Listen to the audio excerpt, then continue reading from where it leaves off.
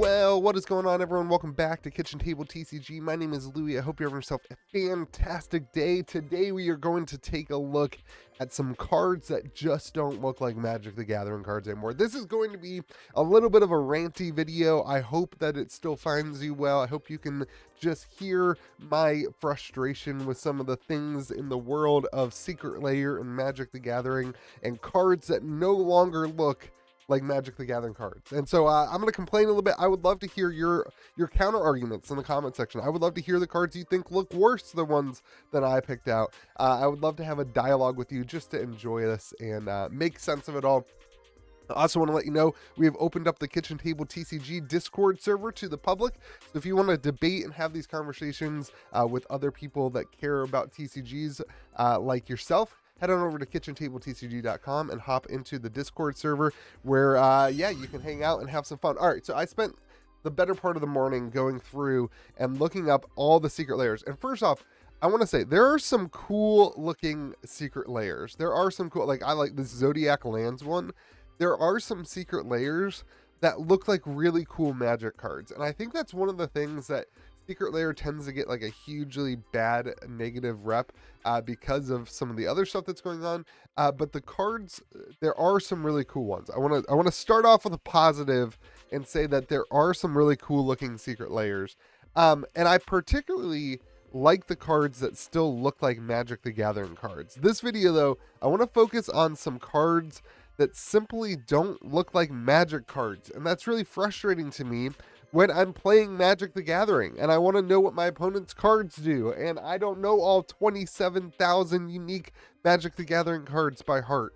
And you can't read some of the cards. Now, I do know what Blood Moon does, but this is my first pick. This is actually what started the conversation in my store. We had one of these, I believe this is the Mischief Secret Lair, and it came in and I was like, oh my gosh, I cannot believe, I think the foil one was even more expensive. It's like a $15 to $20 card, something like that. I was like, I cannot believe that this is a Magic the Gathering card. It looks crazy. Like, it does look really, I gotta be careful because I do think it looks really cool. Like, as a card, it looks really cool.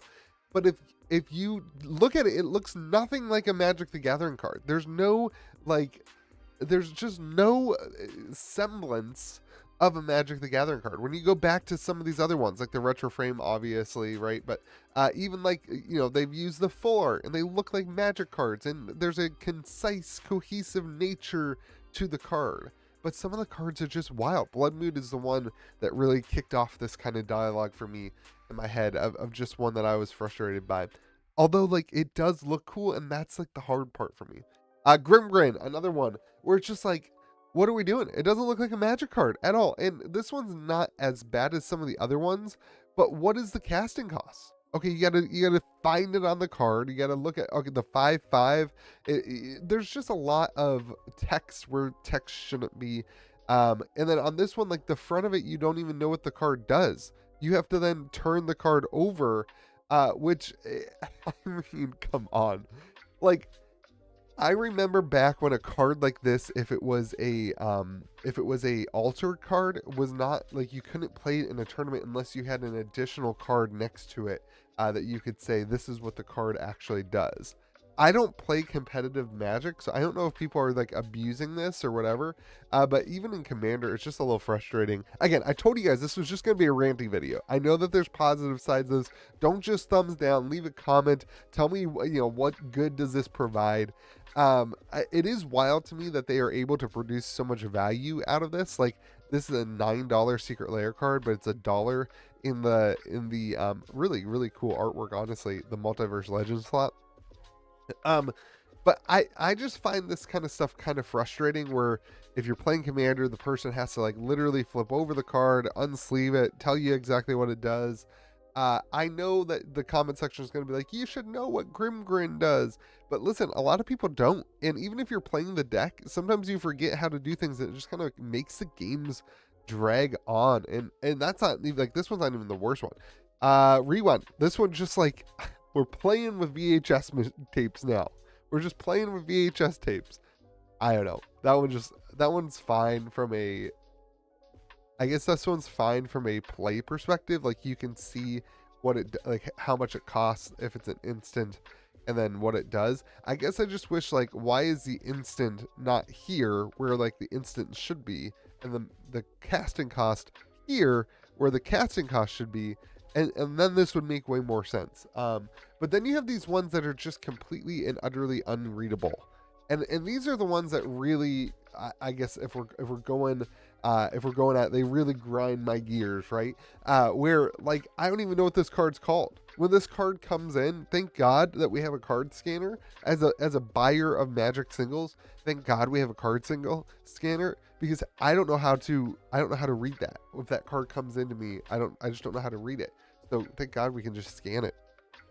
But you know, your opponents, they can't read the card, they don't know what it is. And this isn't like a competitive card that's going to see a bunch of play. At least I don't think so, right?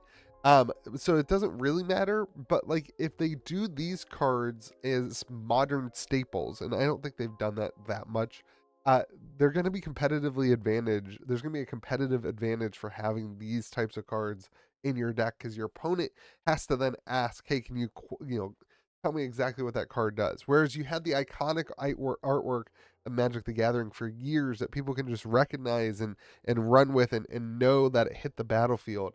That's kind of the frustration part from the competitive side. It'll depend on if they really lean into that or not. Sudden Triplets, I actually had this one as my commander, and people asked me if I would change the card because they were so frustrated by it. They were like, what does it do? What does it do? And how much, what's its mana cost? And like the two kind of hides. There's another one, I think it wasn't Secret Lair, I think it was from the Lord of the Rings. I think it was Arlen maybe, from Lord of the Rings, where the casting cost was basically hidden into the artwork and like unreadable, and so you have to like basically memorize what the casting cost is in order to play it. So I don't know, I just wanted to go through, these are the 5 worst ones that I could find on Secret Lairs. I'm curious on your perspective of this stuff. Is this exciting enough to be worth changing the look of Magic the Gathering? I'm a big fan of like going to borderless art. I think that was a good move. I'm a big fan of like the cool artwork ones that look like these still look like Magic cards. Even like this stuff, right? Like, these are still, they follow the suit of what a Magic card is supposed to look like. Maybe I'm just an old dude who's frustrated with things, but some of those other ones, they just don't follow the line of what a Magic the Gathering card is, and I think it causes a lot of confusion for new players. So let me know what you think in the comment section below. I hope you have yourself a great day. Remember to be kind to the people around you. If you are looking to discuss all this kind of stuff, head on over to KitchenTableTCG.com for that Discord link. Hop in; it's completely free to be part of the server and to chat in all the different games, general chats and stuff. So have yourselves a great day. Be kind to the people around you. We'll see you again next video.